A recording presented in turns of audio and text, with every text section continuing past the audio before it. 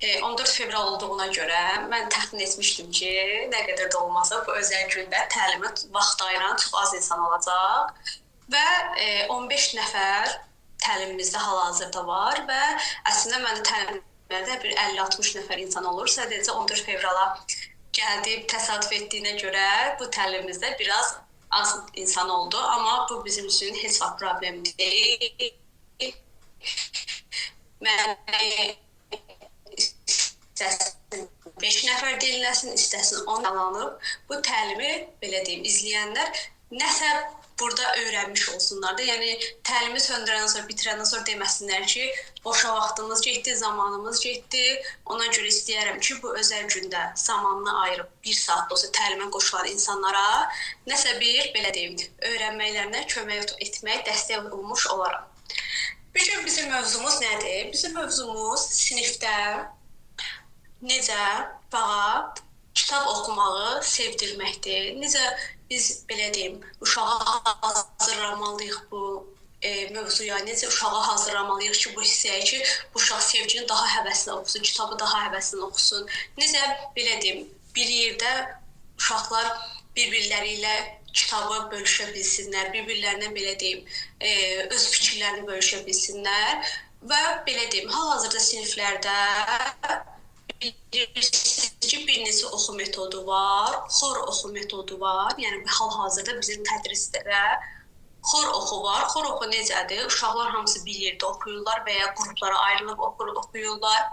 Və tək-tək oxuma var ki, məsələn, sırayla uşaqlar oxuyurlar.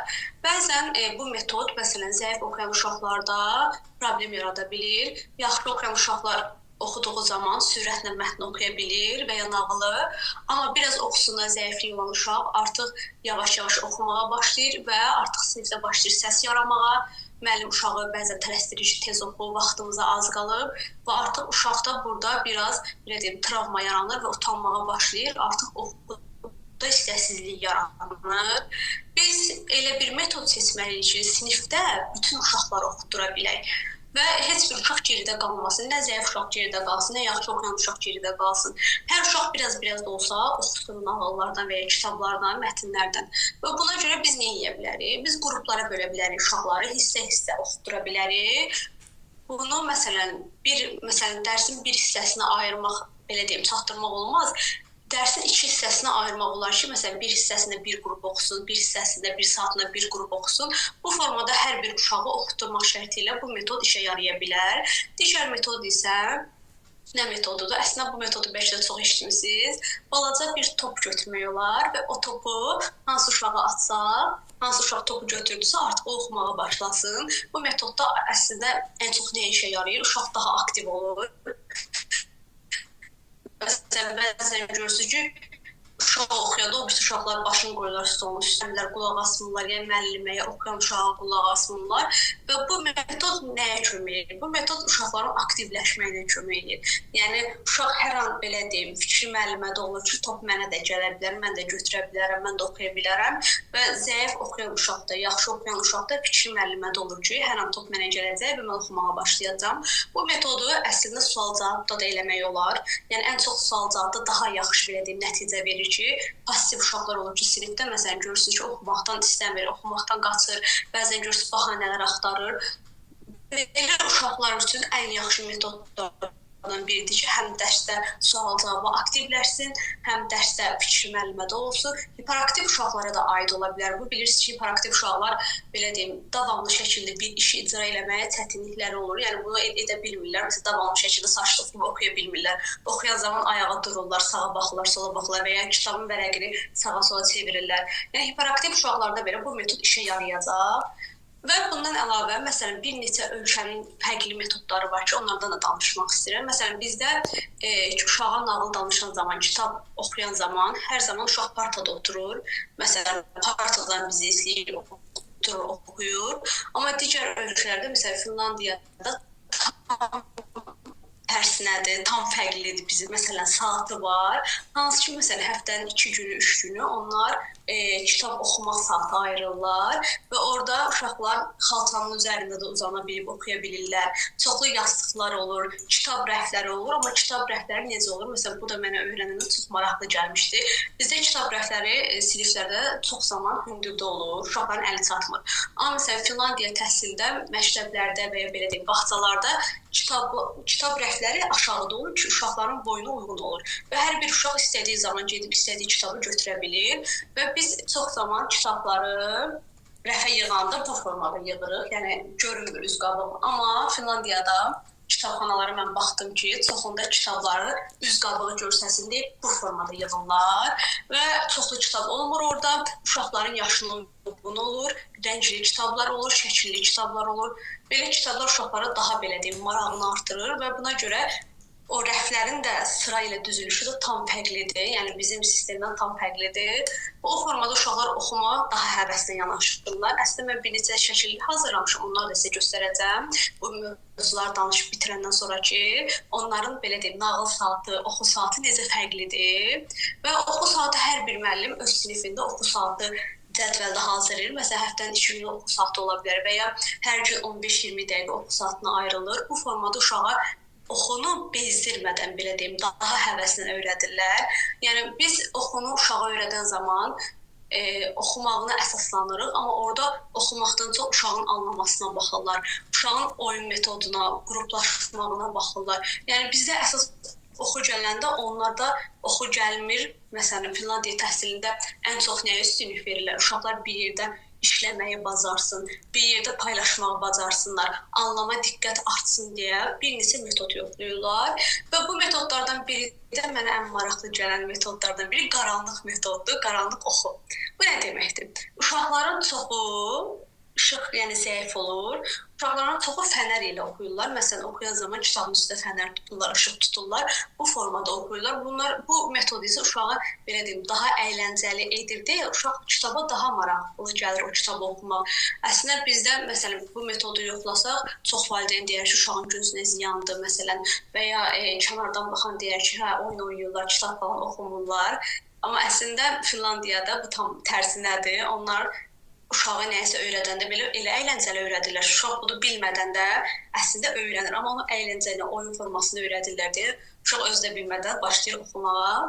Və bu metodu mən bir neçə belə deyim, ölkələrdə də baxdım. Həqiqətən bir neçə ölkədə bu metodu yoxlayırlar və bu metodun əsas belə deyim, nəticə verdiyi hissə uşağın diqqətinin tam kitaba yönəlməsidir. Və uşaqlar fənərlə oxuyan zaman daha əyləncəli gəlir onlara və çox uşaq mən baxdım partanın üzərinə belə çadır kimi hazırlayır özünə yer və oraya özünə elə bir yuva kimi belə deyim hazırlayır. Orada oturub başlayır oxumağa və ətrafda çoxlu yastıqlar olur, sinif çox dağınıq olur. Heç belə deyim səliqəli sinif nə mənada səliqəlidir? Təmizlik baxımından demirəm. Sadəcə əşyalar yerdə olur, oyuncaqlar yerdə olur, yastıq falan çox rahat da. Yəni özlərinə elə bir belə deyim yer hazırlayırlar ki, onlar orada kitab oxumaqdan çox rahat, relaks bir mühit hazırlayırlar özlərinə.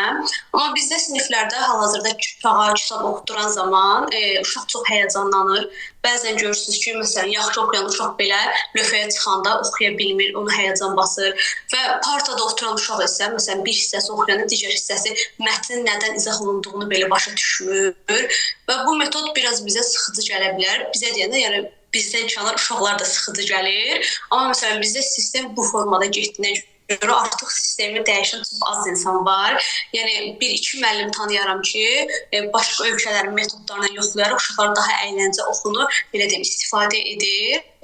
Və bundan əlavə uşaqlarda oxunu necə formalaşdırmaq olar? Oxunu mən hər zaman demişəm ki, yəni özüm də uşaqlarla işləyən zaman uşaq oxuda istəksizdirsə, onu hansısa bir oyun metodu ilə daha əyləncəli etmək lazımdır. Məsələn, mən bir neçə ölkədə baxdım ki, oxuyan zaman, əslində onu mən də almışam, xırda belə üzük formasındadır və bunu bir şey gətirdim ki, göstərməkdir.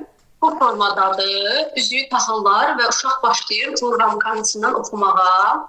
Bunu mən əslində burada heç yanı tapmadım. xarici ölkədən sifariş vermişdim və onlarda da görmüşdüm. Həqiqətən çox maraqlı gəlmişdi ki, mənə.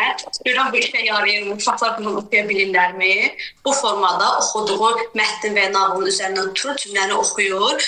Əslində mən bunu ən çox disleksiyalı uşaqlarda istifadə edirəm. Bəzən görürsünüz disleksiyalı uşaqlarda oxu zaman istəksizlik olur deyə bu belə deyim vəsaiti görəndən sonra artıq onlarda oxuda bir həvəs yaranır və başlayırlar bundan oxumağa və bunun belə deyim balaca həcmi də var, böyük həcmi də var. Onu sizə göstərəcəm. Bu böyük həcmlidir. Məsələn, burada xətt də var artıq. Bu xətt nəyə işə yarayır? Bəzən cümləni oxuyan zaman uşaq görürsünüz ki, əli ilə izləyə bilmir davamlı şəkildə. Ən çox da diqqət əksiliyi olan uşaqlarda olur bu. Məsələn, bir cümlə sırayla oxumalıdır. 2 sözü oxudu, artıq düşdü aşağı mətnlərdə başladı oxumağa. Ardıcıl sistemi gedə bilmədiyinə görə diqqəti dağılır və buna görə belə deyim, bu vəsaitdən istifadə edə bilərsiniz. Məsələn, bu xətti görürsünüz. Məsələn, mətn cümlənin alt hissəsinə qoyursunuz və uşaq oxuduqca bunu aşağı salmaq olar. Bu formada, yəni disleksiyalı uşaqlara da bu vəsaitləri istifadə etmək olar. Oxusunda çətinlik olan uşaqlara da istifadə etmək olar. Yəni bunu belə deyim. Xarici ölkələrdə də ən çox işlənilən metodlardandır. Əslində belə deyərdim, bir neçə il əvvəl bizdə siniflərdə və məktəblərdə bu metodlardan istifadə edən demək olar ki, heç yox idi və ya az müəllim var idi. Amma indiki hal-hazırdakı vəziyyətdə müəllimlərimiz öz üzərində inkişaf edirlər, öz üzərində fərqli metodlar istəyirlər, uşaqlara istifadə edirlər və istəyirlər ki, hər uşaq oxusun. Məsələn, belə deyim, bir 6-7 il əvvəl desəm ki, uşaqların bəziləri çoxu demək olar oxuya bilmirdi və elə də qalırdı. Uşaq hazırlığa gedəndən sonra məsələn hazırlıq müəllimə irəli apara bilər və ya öz müəlliməsi vaxt zaman ayıranda irəli apara bilirdisə o uşaq oxusu düzəlirdi. Və siz düşünün ki, 25 nəfər, 30 nəfərin içində oxunu düzəltmək çox çətindir və bunu belə deyim, oxunu uşaqla tək əgər məşğul olursa, bu uşaqla tək məşğul olmaq lazımdır oxuda. Yox, oxusu məsələn qrupla işləyirsə belə, onu hansısa bir oyun metodu ilə elə işləmək lazımdır. Uşaq onu özü bilmədən də başlasın oxumağa və hal-hazırda bizim indiki sistemdə uşaqların çoxu oxumaqda çox çətinliklə belə deyim, oxuyurlar. Hecanı birləşdirmək olsun, hərfləri yadda saxlamaq olsun. Bizdə ən çox yaşadığımız problemlərdən biri də budur. Uşaqlar hərfləri çox çətinliklə yadda saxlayırlar. Bəzən sözü hərfləyərək oxuyurlar. Hərfləmədən çıxardandan sonra uşaq başlayır hecalamağa. Hecalamadan çıxardandan sonra artıq uşaq başlayır oxumağa. Onda oxu sürəti bir də görürsünüz çox asta olur və çox sürətli olur. Oxuduğunu anlamaq belə olmur. Və buna görə təməl belə deyim, təməl düzgün qoyulmalıdır. Yenə də deyim, oxunun əsas təməli məktəbə qədərdir. Məktəbə qədər də uşaq qədərə gedəndə artıq bir belə deyim, baza yaranır, uşaqda nəsə öyrənir və birinci sinifdə biz o bazanın davamını gətiririk. Yəni birinci sinifdə artıq uşaq hazır gedir. Məktəbə qədər dövrdə belə deyim, digər ölkələrdə ancaq oyunlarla belə deyim, uşağı inkişaf elətdirirlər, oyunlarla, məsələn torpaqla oynayırlar. Onlar məsələn təbiətdə dərslər bir də görürsünüz ki, öyrədilər təbiətdə oynayırlar, torpaqla, nəmgüllə. Amma bizdə məsələn məktəbə qədər də çox az belə deyim, tədris yerləri var ki, mərkəzlər var ki, məsələn açıq havada uşağa nəsə öyrətsin. Amma mən belə deyərdim ki, məsələn mən indi görürəm ki, artıq bizim sistemdə, təhsilimizdə artıq yavaş-yavaş o yönə dövrə gedir. Artıq belə deyim, uşaqla müəllim dost olmağa çalışır. Artıq tələbkar müəllim yoxdur. Müəllimlər artıq belə deyim, uşağı fikirlərini anlayır, uşağı dinləyir bu formada. Əvvəl deyərdim ki, biz bir neçə il bəlkə də daha çox olsa, il əvvəl olsa, deyərdim ki, müəllimlər ancaq uşaqlara, məsələn, məsafə qoyurdular. Uşaq hər istədiyini müəlliməsini bölüşə bilmirdi. Amma indi hal-hazırda bizdə sistemdə uşaqlar çox müəllimə ilə mehribandılar, çox yaxındılar, öz fikirlərini tamamlıqla, rahatlıqla müəlliməsinə izah edə bilir. Bəzən görürsünüz ki, evdə olan bir problemi belə uşaq gəlir müəlliməsinə danışır. Yəni bunu belə deyim, elə bir şərait yaratmaq lazımdır ki, həm şagird münasibəti olsun, həm dost münasibəti olsun, həm ailə münasibəti olsun. Yəni onu belə deyim, o şəraiti yaratmaq lazımdır ki, uşaq özünü orada sıxılmasın, sinifdə belə deyim, çox rahat olsun. Məsələn, digər ölkələrdə də sistem zaten bunu tələb edir. Məsələn, uşağı çox rahat icazə verirlər ki, öz düşüncələrini paylaşsın. Məsələn, nəyəsə əl vurmaq istəyəndə əşyalar olsun, slime'lar olsun, qum olsun, icazə verirlər və heç vaxt qadağa qoyulmur ki, məsələn, sən qum əl vurma, sən slime əl vurma. Amma bizdən valideynlər də çox vaxt uşaq qumla oynayanda deyirlər, əl vurma, üstün batacaq, belə olacaq. Amma bilmirlər ki, o uşaq qumla oynayanda onun əl motorikası inkişaf eləyir. Yəni bu da bizə ən böyük bir dəstəkdir. Məsələn, əvvəl biz uşaqlar 7 şüşə oynayırdıq, voleybol oynayırdıq, futbol oynayırdıq. Yəni qızlı oğlanla hamımız məhəllədə futbol oynayırdıq, voleybol oynayırdıq, amma indi hal-hazırda uşaqların çoxu həyətə çıxmırlar. Çıxan zaman isə otururlar, telefona baxırlar hamısı bir yerdə. Məsələn, mən neçə dəfə çıxmışam həyətə, baxıram ki, uşaqlar 4-5 uşaq oturub bir telefona baxırlar. Yəni bu halların artıq artması ilə bizdə belə deyim, uşaqların savadının belə deyim, daha zəifləməsi səbəbi budur. Məsələn, əvvəl uşaqlar daha aktiv idi, daha bir-birlərinə ünsiyyət qururdular. İndi uşaqlarımız çox az bir-birinə ünsiyyət qururlar. Məsələn, otururlar, yenə deyirəm, telefona baxırlar ancaq. Və telefona baxmaq müddəti də ən çox belə deyim, uşaqlarda artıq 3 və 4 yaşında başlayır. Bəzən görürsünüz, uşaq yemək yeməyəndə də telefonu uşağa verirlər ki, yeməyini yesin. Uşaq artıq başlayır telefonun asılı olmağa və ünsiyyət qurmur.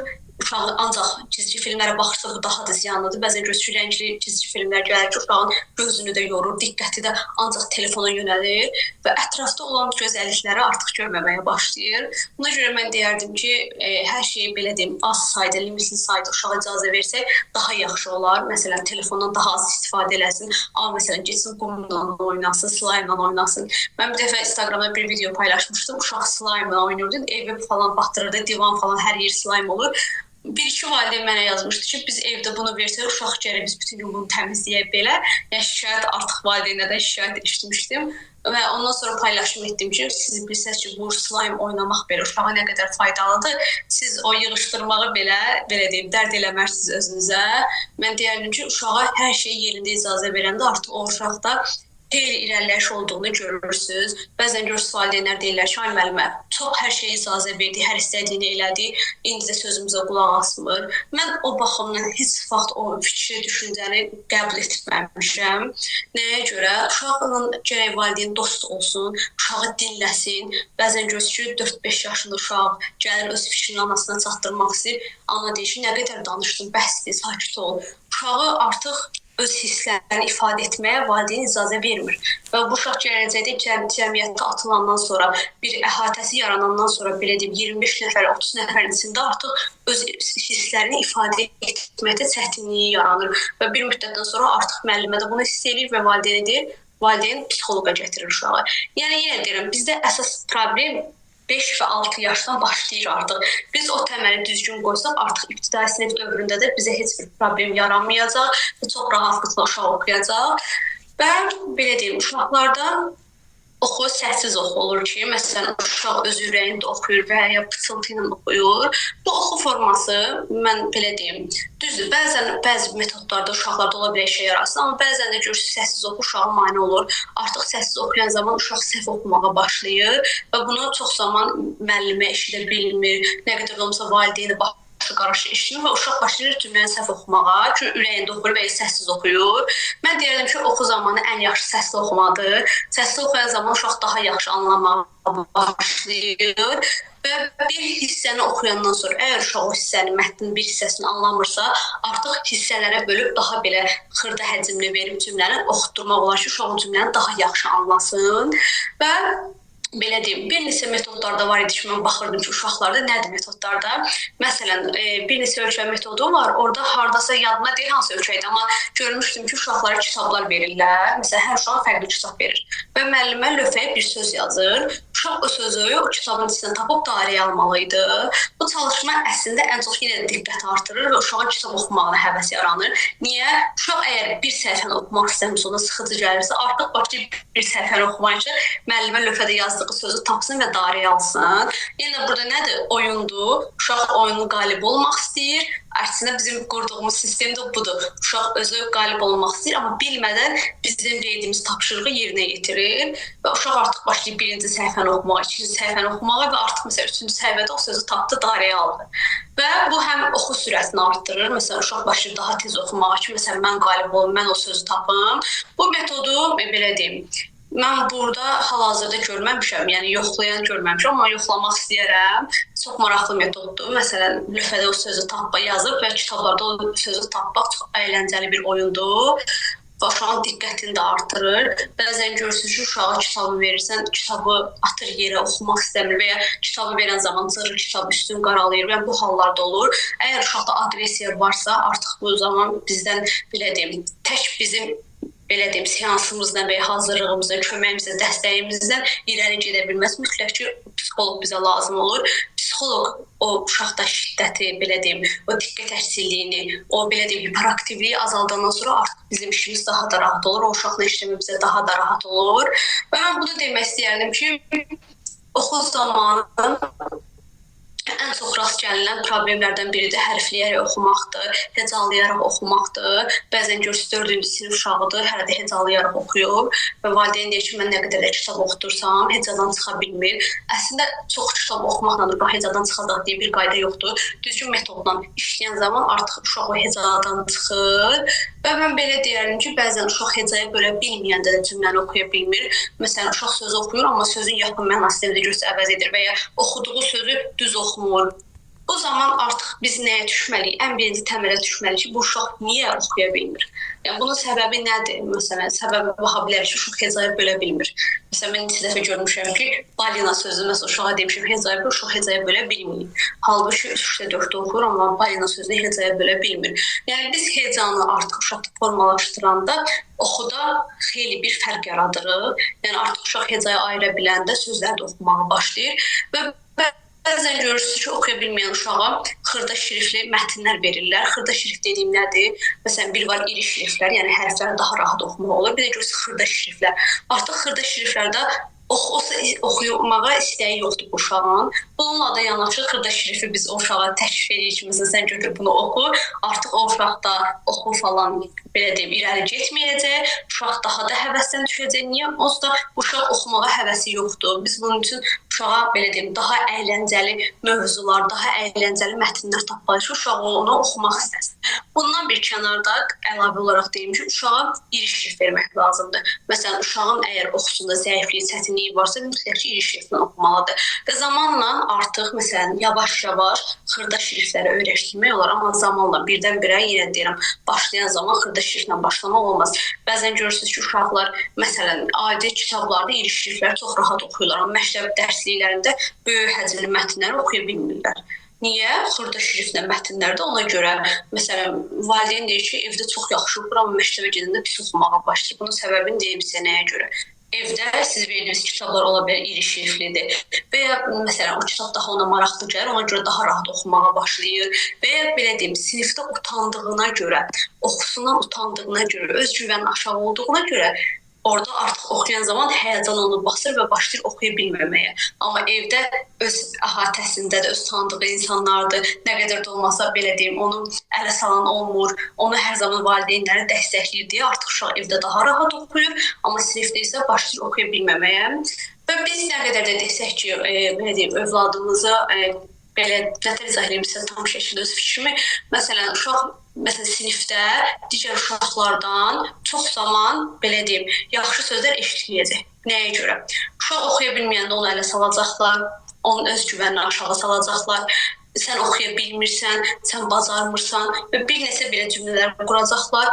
Bunun üçün müəllim də bu cümlələrə dəstəkdirsə, bu cümlələrdə istifadə edirsə, artıq o uşağın öz güvəni o qədər aşağı düşür. Bəzən görürsünüz, uşaq oxuya bilir, amma öz güvəni o qədər aşağıdadır ki, o oxuya bilmək hissini belə ötürə bilmir qarşı tərəfə. Buna görə mən deyərdim ki, uşaqları ən birinci bu hisslərə hazırlayın əvvəlcədən. Məsələn, uşaqlara öyrədin ki, sən ətrafda deyilən sözlərə qulaq asma, sən oxuyursan, sən bacaracaqsan. Ən birinci oxudu motivasiyadır. Mən bunu hər zaman demişəm. Valideyn övladına motivasiya verməyə bacarmalıdır. Məsələn, bir də görürsünüz ki, valideyn, müəllim onsuz uşağı danlayır ki, oxuya bilmir. Qıraqdan uşaqlar da negativ olaraq hər dəfə deyirlər, oxuya bilmirsən. Onsuz da uşaq o sinifdə xoşbəxt deyil. Artıq özgüvən aşağı düşür və evə də gələndə artıq ata, ana və ya nənə, baba bu sözlərdə istifadə edəndə artıq uşağın özgüvəni daha da aşağı düşür. Artıq uşaq oxuya bilirsə belə bu fikirlərdən artıq uşaq oxuya bilməyəcək. Ona görə mən həmişə valideynlərimə deyirəm ki, uşaqlara motivasiya verin. Sən bacaracaqsan. Sənə inanıram, sənə güvənirəm. Məsələn, bu sözləri eşidən uşaq bacara bilməsə belə, bacarmaq üçün əlindən gələni edəcək ki, mən bu işi bacarım, məsələn, mən oxuyum və ya mən yazım. Yəni, ona görə ailənin dəstəyi mütləqdir ki, mən deyərdim ki, valideyn dəstəyi mütləqdir. Və bəzən görürsünüz ki, 5-ci və 6-cı sinif şagirdi olur ki, uşaq oxuya bilmir, oxusunda zəiflik var, valideyn məsələn işləyir, vaxtı zamanı yoxdur və uşaq artıq 5-ci, 6-cı sinifə gəlib, oxuda zəifliyi var və mən valideynə hər zaman deyirəm ki, məsələn bu yaşda artıq oxunu düzəltmək çox çətindir. Siz baxmayın, 5, 6 yaş, 7 yaş oxunu düzəltmək daha rahatdır. Nəinki artıq 5-ci, 6-cı sinifdə oxuyan uşağın oxusunu düzəltmək artıq bizim işimizi daha da çətinləşdirir. Hər zaman deyirəm ki, əgər uşaq oxuya bilmirsə, siz valideyn olaraq, müəlliməsi olaraq artıq görürsünüz ki, bu uşaq da irəli gedə bilmir, oxuda zəifliyi var, o zaman mütləq dəstək almalısınız. Bəzən görürsünüz deyirlər ki, böyüyəndə oxuyacaq, düzələcək. Bu sözlər mən deyərdim ki, insanı aldadır. Oxuya bilməyən uşaq var ki, məsələn, artıq 18-17 yaş var, yenə də oxuya bilmir. Yəni bu problem varsa əgər, yaş artdıqca düzələcək deyə də bir şey yoxdur. Yəni bu əslində belə pedaqoji baxımdan da, psixoloji baxımdan da baxılacaq əsas mərhələli bir hissdir ki, işdir ki, məsələn, biz burada baxmalıyıq ki, uşaq nəyə görə oxuya bilmir? Məsələn, bu yaşda nəyə görə oxuya bilmir? Buna əsas səbəb olan nədir? Nədir problem burada? Bəzən görürsünüz, uşaqlarda disleksiya olur. O ayrı bir mövzudur.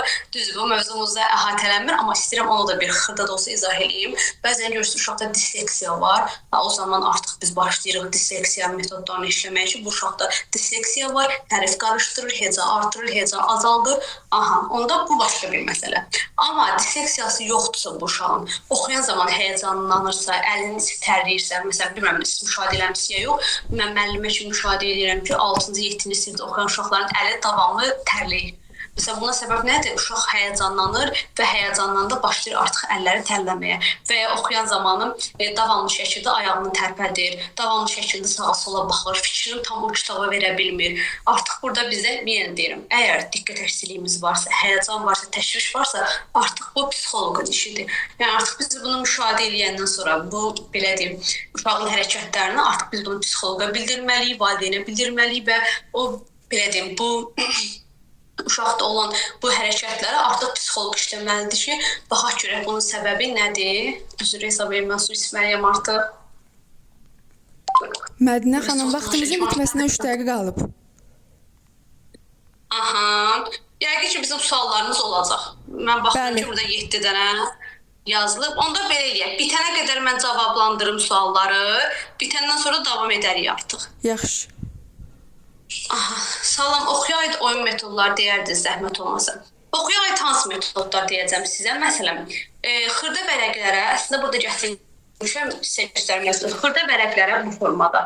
Məsələn, sözlər yaza bilərsiniz. Bunları xırda şəkildə belə qatsalaya bilərsiniz vərəqləri və hansı bir qabın içində yığa bilərsiniz. Bu hərf də ola bilər, heca da ola bilər, söz də ola bilər və oxuduqca, belə deyim, üzərinə ballar yaza bilərsiniz. Uşaq oxuduqca o balları hesablayın. Məsələn, hansı uşaq qalib oldu, hansı uşaq məsələn daha çox bal topladı. Bu formada uşaqda oxunu daha da həvəsləndirmək olar. Və ya mən Instagramda paylaşmışdım, rəngli çubuqlar var ki, orada heca söz yaza bilərsiniz. O rəngli çubuqlar uşaqları oxudura bilərsiniz və ya xırda rəngli kağızlarla da oxudura bilərsiniz. Baxın, belə deyim, oxunub kitabda, məsələn, aç oxu deyiləndə əlbəttə ki, uşaq oxumayacaq. Məsələn, baxmayın, əvvəlki sistemdə biz kitabı açıb oxuyurduq çox rahatlıqla, amma indiki uşaqlar kitabını oxumağı sevmirlər, fərqli oyunlar istəyirlər, fərqli vəsaitlər istəyirlər və bu, belə deyim, valideynlər və müəllimlər olaraq biz yaradıcı olmalıyıq ki, uşağın oxusunu daha da belə həvəsli formada, oyun formasında uşağı irəli apara bilək. Buna görə siz rəngli kağızdan da istifadə edə bilərsiniz. Belə çubuqlar var idi, üstündə yazmışdım, mən paylaşmışdım, amma hal-hazırda əlimdə yoxdur, olsaydı sizə göstərərdim. Çubuqlarda istifadə edə bilərsiniz və ya, bax, bu metod da çox yaxşıdır. Xırda vərəqlərə sözlər yazıb, məsələn, evin bir hissəsini gizlədə bilərsiniz. Gizlədib necə? Yəni, siz divardan asa bilərsiniz və uşaq bunu tapıb oxuduqca, məsələn, bir neçə uşaq oynayanda bu metodu daha maraqlı olur oyunu. Uşaqlar kim çox tapsa evdə, məsələn, divardan asıb da bir mətbəxdə olsun, bir digər otaqda olsun. Bu formada açıb oxuyurlar və oxuduqca uşaqda oxu formalaşır, uşaq daha həvəslənir və bir də baxırsınız ki, artıq söz oxuya bilməyən uşaq artıq cümlə oxuyur. Heca oxuya bilməyən uşaq artıq söz oxumağa başlayır. Yəni, bu oyunlarla uşağa əyləncəli formada oxunu irəli apara bilərsiniz. Aha. Siz konsultasiyalarda uşağa tətbiq etdiyiniz metodlar valideynlərə də izah edirsinizmi? Valideynlər də evdə davam etsin, yoxsa sizin məşğul olmanız kifayət edir? Baxın belə deyim, mən metodlarımı heç vaxt gizlətmirəm, yalan deməyəcəm. Hər zaman Instagramda paylaşıram. Hansısa bir uşağımda irəliləyiş nəticə əldə edəndə bölüşürəm ki, bu metodlardan istifadə etmişəm və uşaq bu zaman, bu vaxta qədər irəliləyiş olub. Amma məsələn, valideynlər bir də görsə bu metodları yoxlayırlar evdə, amma mənim aldığım nəticəni ala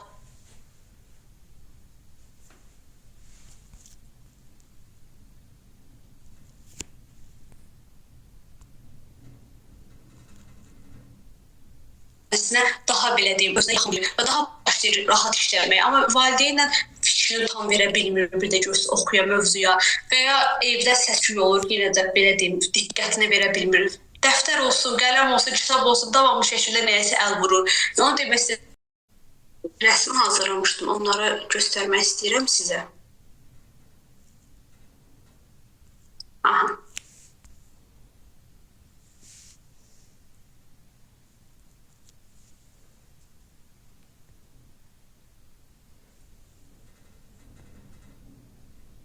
Hansı? Hər kəs görür rəsmi.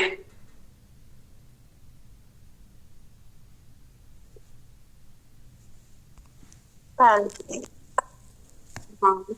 Baxın, bu rəsmdə uşaq qutunun içində bir əşya var. Bu səssiz oxumaqlarını istəyirlər. Bax, burada yenə səssiz oxudan söhbət gedir. Uşaq səssiz formada oxuyur və oxuyandan sonra üç uşağa da eyni sual verilir. Və artıq o uşaq, hər uşaq öz fikrini, belə deyim, öz fikrini ifadə etməyə çalışır və bu zaman müəllimə baxır ki, hansı uşaq mətni oxuyub, hansı uşaq mətni oxumayıb və ya oxuduğundan nə anlayıb. Mətni oxuyandan sonra və ya nağıl olsun, mətn olsun, oxuyandan sonra artıq məsələn mətn üzrə suallar verə bilər ki, obrazlarda məsələn hansı obrazlar var idi? Məsələn sən olsaydın bu mətnin davamını necə gətirmək istəyərdin? Bu formada suallarla uşağın mətni daha yaxşı anlamasına dəstək olur və kömək edirik. Amma bu sistemdə məsələn bu sistemdə yenə bizim işlədiyimiz anlama sistemidir. Məsələn biz uşaqda anlamanı artırmaq üçün mətni oxuyandan sonra suallar veririk. Burada da yenə üç uşaq eyni kitabı oxuyur və o kitabda olan mövzuları haqqında suallar verirlər və hər üç uşaq öz fikrini ifadə etməyə çalışır. Burada isə nədir? Əslində bu metod bizdə də var, yəni bizdə də artıq eləyirlər. Həftədə bir dəfə və ya 3-4 gündən bir hər bir uşağa kitab verilir. Məsələn, birinci bir uşaqdan başlayır, uşaq onu oxuyub bitirəndən sonra gətirir, sonra kitab başqa bir uşağın evinə gedir. Bu formada kitab, belə deyim, hər həftə hansısa bir uşağın evində, belə deyim, qonaq olur və valideynlərlə bir yerdə uşaqlar başlayırlar bu kitabı oxumağa. Burada uşaqlara əyləncəli olan metod nədir? Əyləncə nəyə görədir? Uşaqlarda hər bir uşaq kitabı evə aparanda daha həyəcanlanır, daha belə sevinir ki, mənə müəllimə kitab verib və o kitabı qorumağa çalışır. O kitabı əzizləyir, sevir, oxuyur və bu oxuduq zaman da evdə ailəsi ilə bölüşür. Məsələn, qardaşı olsun, bacısı olsun və şəkillərini göstərir, kitabda olan obrazları göstərir. Bu formada da, yəni məsələn, uşağa kitabı və ya oxunu sevdirmək olar. Ən birinci mən deyirəm ki, uşağa kitabı sevdirmək lazımdır. Kitaba belə deyim, hansısa bir məsələn, kitab kimi yox da belə o kitabı sevdiyi bir vəsait deyim, oyuncağımı deyim, oyuncaq deyim, sevdiyi bir əşyası kimi etmək lazımdır. Yəni uşaq bilsin ki, kitab davamlı şəkildə ona dəstək olacaq, onunla o yolculuqda olacaq, ona dostluq eləyəcək. Bu formada uşağa o kitabı sevdirmək lazımdır və bu metodda buna kömək eləyir ki, valideynlərin həm bir yerdə zaman, məsələn, bir yerdə zaman ayırırlar, valideyn də kitabdan oxuyur, uşaq da oxuyur. Yəni bu həqiqətən çox yaxşı metoddur, bizə də eləyirlər. Məsələn, mən neçə dəfə görmüşəm ki, müəllimələrimiz hər dəfə uşaqlara kitablar verirlər. Məsələn, hər uşaq oxuyur, gətirir və o uşaqdan sual cavab verir ki, görsən doğrudanmı bu uşaq oxuyub? Məsələn, bəzən olur ki, uşaq kitabı aparır, evdə qoyur kənarlardan və ya nağıllardan heç məlumatı olmur. Yəni ona görə məsələn valideynlər də əvvəlcədən demək olar ki, məsələn biz bu kitabı verdik, siz bir yerdə oxuyun, görün necədir oradakı nağıllar, obrazlar. Bu formada uşağa həm kitabı sevdirəcək, həm ailəsinə bir zaman ayıracaqlar bir yerdə kitab oxumağa. Aha, burada yenə mən dediyim metoduydu. Bunu əslində sizə göstərmişdim, amma bir daha göstərmək istəyirəm.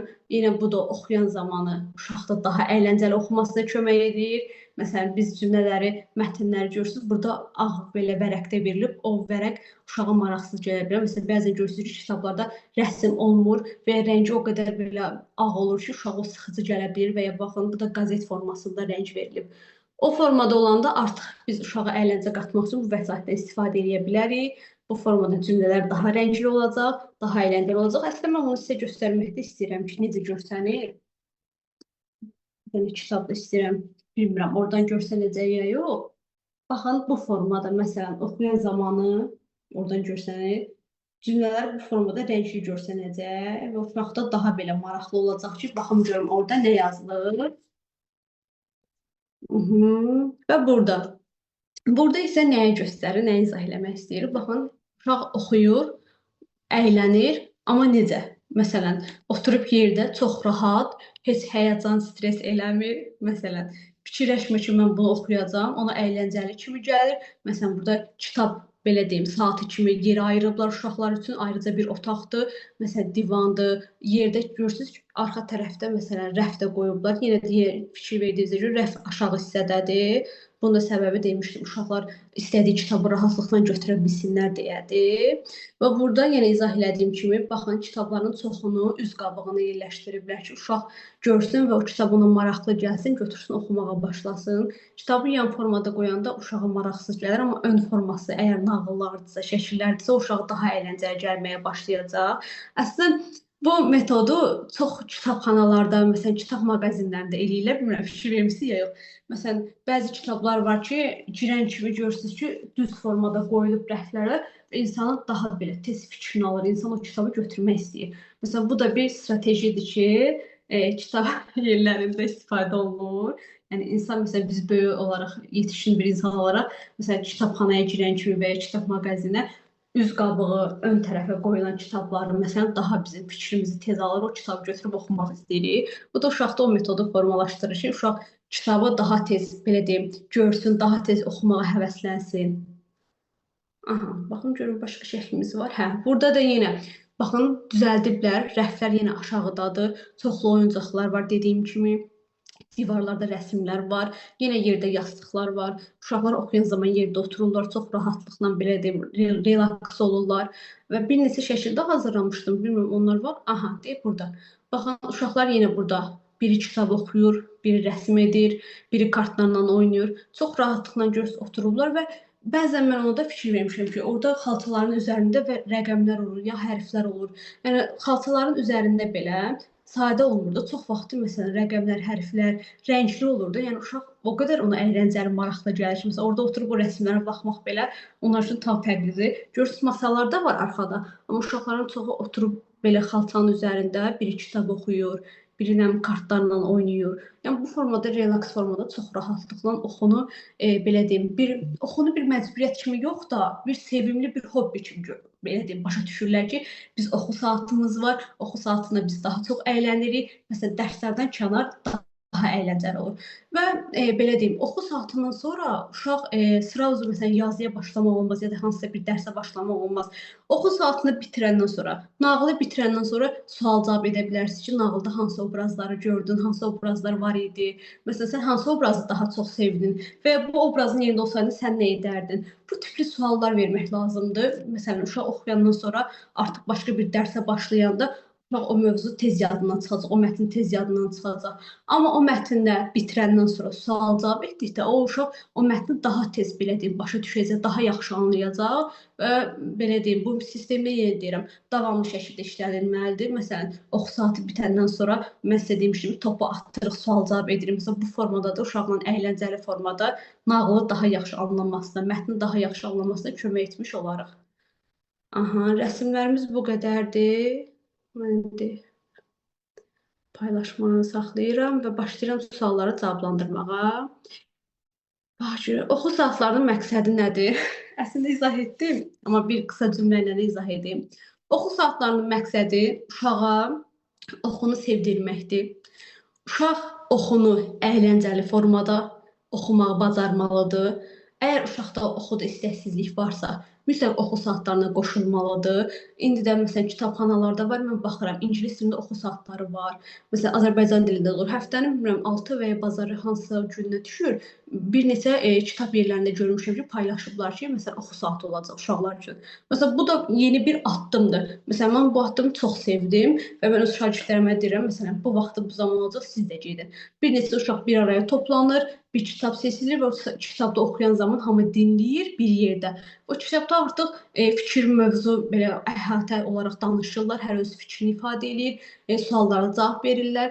Yəni bu formada belə deyim, uşağa kitabı, mətni sevdirmək məqsədi iləndir. Məsələn, uşaqda istəksizlik varsa, siz oxu saatı təşkil edə bilərsiniz. Heç deyək ki, istəksizlik yox, uşaq normal oxuyur, heç bir problem yoxdur. Sadəcə oxumaq, davamlı oxumaq ona bezdirici gəlir, artıq oxumaq istəmir, yorulur. Yenə də oxu saatı bizə kömək eləyəcək ki, uşaqda daha əyləncəli oxumağı formalaşdıraq. Disleksiyanın neçə yaşdan sonra tam diaqnozu qoyulur? Mövzumuzdan kənarda, amma yenə cavablandıracağam. Disleksiyanın diaqnozunu 6 yaşdan sonra qoymaq olar. 5 yaşında diaqnoz qoymaq düzgün deyil, mən bunu dəstəkləmirəm. Nəyə görə? Uşaq hərfləri təzə öyrənirsə, o uşağa biz necə disleksiya deyə bilərik? Uşaq hərfləri tam öyrənəndən sonra, bütün hərfləri bitirəndən sonra, ondan sonra məsələn uşaq yenə də oxuyan zaman hərfləri səhv salırsa, heca artırsa, heca azaldırsa, o zaman artıq əgər sizdə bir şübhə varsa, mütəxəssis yanına apara bilərsiniz ki, uşağa diaqnoz qoysun ki, uşağın disleksiyası var ya yox. Amma 5 yaşında və ya 6 yaşı varsa belə, hələ hərfləri təzə öyrənirsə, o uşağa disleksiya demək olmaz. Evdə valideynlər hər gün eyni saatda uşağı oxutursa, bu uşağın oxusuna kömək edə bilərmi? Baxın, belə deyim. Bu necə kömək eləyə bilər? Siz uşaqda artıq sistemli, belə deyim, sistem qurursunuz ki, eyni saatda oxu olacaq və artıq uşaq, məsələn, 1 həftə, 2 həftədən sonra eyni saatda artıq oxumaq istəyəcək. Bəli, bu kömək eləyə bilər. Amma bəzən görürsünüz, uşaq bezə bilər, oxumaq istəməyə bilər, aqressivləşə bilər. Yəni, uşağın baxır, belə deyim, o istəkli, istəksizliyinə. Əgər istəksizdirsə, bir müddət çətin olacaq sizə. Eyni saatda, məsələn, onu gətirib oxutdurmağa həvəsləndirənə qədər sizi yora bilər. Amma artıq, məsələn, eyni saatda öyrətdirsə, o uşaq oxumağa başlayırsa, sevirsə, məsələn, deyək saat 3-də oxutdurursunuz, saat 3 gələndə artıq uşaq özü gəlib oturub oxumaq istəyirsə, hə, bu metod işə yaraya bilər. Yəni, dəstək ola bilər. Amma yox, uşaq yenə də istəksizdirsə, saat 3 gələndə uşaq həyəcan yaşayırsa, aqressivləşirsə, bu metodu yoxlamağınızı məsləhət görmərəm. Başqa sualımız var bizim. Baxaq görək. Bu təhsil sistemində evimizə getmərəm. Həqiqətən elədir. Yəni, bu sistem belə deyim. Olsa uşaqlar evə gəlmək istəməzlər. Amma bizdə uşaqlar saniyələrə sayırlar ki, evə getsinlər. Amma orada elə bir deyim də mühit yaranıb ki, artıq uşaq ora evə qaçmaq yoxdur, orada qalmaq istəyir. Elə bir sanki orada yaşamaq istəyir, başqa dünyaya daxil olur. Ona görə uşaqların həqiqətən belə deyim, dünyası tam fərqlidir. Yəni biz yetişkinlər məsələn sadə baxa bilərik, amma uşaqlar üçün onlar tam fərqlidir, daha gözəl görsənir. Yəni bizim sadə gördüyümüz bir şeyi uşaqlar daha gözəl görməyə başlayırlar və onların yaradıcılığını biz yetişkinlərin yaradıcılığı bir deyil. Uşaqlar daha çox yaratmağı sevirlər. Məsələn, daha çox oynamağı sevirlər. Ona görə, məsələn, mən deyərdim ki, 3-cü sinifə qədər, 2-ci sinifə qədər bu metodlardan istifadə edə bilərsiniz. Hər bir dövlətin fərqli təhsil sistemi var. Bəli, mən heç bir ölkənin təhsil sistemini pisləmirəm. Öz ölkəmizin təhsil sistemini də bəyənirəm. Sadəcə bununla yanaşı bəzi məqamlar var ki, dəyişilsə, uşaqlara daha əyləncəli olar və daha rahat öyrənməsinə kömək etmiş olarıq. Məsələn, bizdə siniflərdə də hal-hazırda bu şəraiti yarada biləcək dərəcədə, məsələn, deyilik də, bunu yarada bilərik. Məsələn, evdə bir yerdə düzəldə bilərik, hansısa bir mərkəzin otaqda düzəldə bilərik, kurslarda düzəldə bilərik bu şəraiti. Amma məsələn, sinifdə bu şəraiti yaratmaq olarmı, nə dərəcədə olar, onu mən deyə bilmərəm. Amma əlbəttə ki, hər bir təhsil sistemi gözəldir. Heç bir təhsil sisteminə heç bir söz demirəm. Sadəcə bəzi məqamlar dəyişilsə daha yaxşı olar. Yəni uşaqlarda daha əyləncəli etsək bunu, oxu daha yaxşı düzələ bilər. Başqa sualı olan var? Aha, baxaq. Yenə var deyəsən. İnşallah ümid edirəm bizim də təhsil sistemimiz bir gün belə olar. Bizim təhsil sistemimiz düşünürəm ki, uşaqları çox yorur. Müəllimənin oxu saatlarında rolu nədir? Birinci sualı cavablandırım. Baxın, bizdə hal-hazırda, məsələn, kurikulumdan əvvəlki sistemdən, məsələn, biz birinci sinifdə A hərfini, məsələn, 2 dərs, 3 dərs öyrənirdik və ya A hərfini öyrənməmişdən qabaq A hərfinin, məsələn, alma şəkli göstərirdilər, ayı. Yəni, biz A-nı öyrənənə qədər bir neçə etapdan, belə deyim, keçib gedirdik o hissəyə də. Məsələn, A hərfini sıraz bizə öyrətmirdilər ki, bu A hərfidir. Rəsmlərlə, fərqli bir metodlarla, amma indi hal-hazırda birinci sinifdə artıq uşaq hərfləri bəzilərini, demək olar çoxunu bilməlidir. Artıq birinci sinifdə mətnlər verilib və hər uşaq da bu mətni oxuya bilmir. Artıq orada bir, belə deyim, uşaq başlayır ləngiməyə. Məsələn, bəzi uşaqlar var ki, artıq məktəbə qədərə gedib, birinci sinifdə çox rahatlıqla oxuya bilir, yaza bilir. Amma bir də görürsünüz ki, məktəbə qədər getməyən uşaq artıq birinci sinifdə nə hərf tanıyır, uşaqlar üzünü oxumağa başlayanda bu hələ hərfləri tanımır və orada artıq, belə deyim, geri qalır. Deyərdim ki, belə deyim, biraz kurikulum sistemi daha belə çətindir deyərdim də. Yəni uşaqlara daha çox məsuliyyət tələb eləyir, uşaqlar çox yorulur. Yəni bu baxımdan biraz biz müəllimlər onu əyləncəli formaya, belə deyim, sala bilərik. Məsələn, o uşağa mətn verirsə, o mətnlərdə hərfləri tapıb öyrətmək olar. Məsələn, bəzən görürsünüz ki, uşaqlar hərfləri yadda saxlamır, amma məsələn mətnin içində o hərfi tapıb dairəyə alıb rəngləmək olar. Yəni bir neçə metodla, belə deyim, bu sistemi bir neçə metoddan daha yumşaltmaq olar, daha rahat uşağa öyrətmək olar. Aha, müəllimin oxu saatlarında rolu nədir? Müəllimin oxu saatlarında rolu budur ki, uşağa oxunu sevdirsin, uşağın özünü ifadə etməsinə kömək olsun. Uşaq oxuyan zaman oxuduğu cümləni anlamasına kömək olsun. Əsas bizdə mərhələ budur. Uşaq oxuyan zaman oxuduğu cümləni dərk eləyirmi, başa düşürmü? Başa düşmürsə o sözün izahını öyrədə bilərik. Məsələn, bəzən görürsünüz ki, mətndə uşaq mətni oxuyur üzündən, amma o sözləri başa düşmür. Məsələn, sual verəndə ki, bəs burada nədən bəhs edir? Deyir, bu sözün mənasını bilmirəm. Məsələn, müəllimin oxu saatlarında oxuduğu mövzunu, sözünün mənasını izah etməsi, uşağın özünü ifadə etməsinə kömək olmasıdır. Uşağın yaradıcılığını daha da artırmalıdır. Müəllim oxu saatında müəllim deyil də bir dost olmağı bacarmalıdır. Məsələn, mən demirəm, riyaziyyat fəni olsun, Azərbaycan dili fəni olsun, məsələn, başqa fənlər olsun, orada müəllim uşaqları ələ almalıdır. Bu baxımdan razıyam. Məsələn, 25 nəfər, 30 nəfər uşağı da ələ almaq asan deyil. Amma oxu saatlarında, məsələn, indi baxır qrupda neçə nəfər var. Əgər, belə deyim, uşaqlar maraq göstərirsə oxu saatına və müəllim də o saatlarda artıq müəllim yox da bir dost olmalıdır, uşaqla əylənə bilməlidir. Yəni ona görə məncə oxu saatları hər yerdə olmalıdır. Məsələn, çox rahat bir, belə deyim, elə sistem qurulmalıdır ki, uşaq artıq oxu saatları gələndə gözləsin ki, bu gün oxu saatımız olacaq. O günü həvəslə gözləsin və həyəcanla da artıq başlasın hansısa bir hekayəni və ya nağılı oxumağa. Oxu mədəniyyəti necə formalaşır? Baxın, oxu mədəniyyəti necə formalaşır, belə izah edeyim sizə. Əslində, mən oxu mədəniyyəti deməzdim də, oxu necə formalaşır deyərdim. Uşaqda oxunu formalaşdırmaq, yenə deyirəm, ən birinci bizdə başlayır, uşaq düzgün hərfləri öyrənməlidir. Hərfləri öyrəndən sonra uşaq hecalamağı öyrənməlidir, hecanı düzgün ayırmalıdır və artıq başlamalıdır xırda-xırda sözlər oxumağa. Bu artıq uşaq oxu, belə deyim, formalaşandan sonra artıq uşaq daha rahat oxumağa başlayacaq və burada uşağın özgüvəni də yüksək olacaq ki, artıq mən rahat oxuya bilirəm. Və belə deyim, oxu mədəniyyəti əslində elə bir mövzudur ki, genişdir, iki tərəflidir. Bir də oxu mədəniyyəti nəyə deyə bilərik? Məsələn, uşaqlar oxuyan zaman bir-birini dinləməyə bacarmalıdırlar. Məsələn, oxu mədəniyyəti burada da formalaşır. Məsələn, sinifdə bəzən görürsünüz ki, uşaq oxuyur, asta, səsi astadır, məsələn, səsi zəif çıxır, artıq sinifdə ona heç kim qulaq asmır, fikirlər dağılır, müəllimə artıq o uşağı saxlayır, başqa uşağa başlayır oxutdurmağa və bu zaman artıq həmin uşağın səsi zəifdir deyə, yaxşı oxuya bilmir deyə artıq o uşaq oxuda geri qalır. Oxu mədəniyyəti onu deyərdim ki, birinci biz dinləmə mədəniyyətini bacarmalıyıq. Artıq dinləmə mədəniyyəti olanda oxu mədəniyyəti formalaşacaq. Aha, məncə bütün sualları cavablandırdım və artıq təlimimiz də məncə yekunlaşar. Əlavə sualı olan varsa sualını yazsın. Məncə artıq təlimimiz bitdi.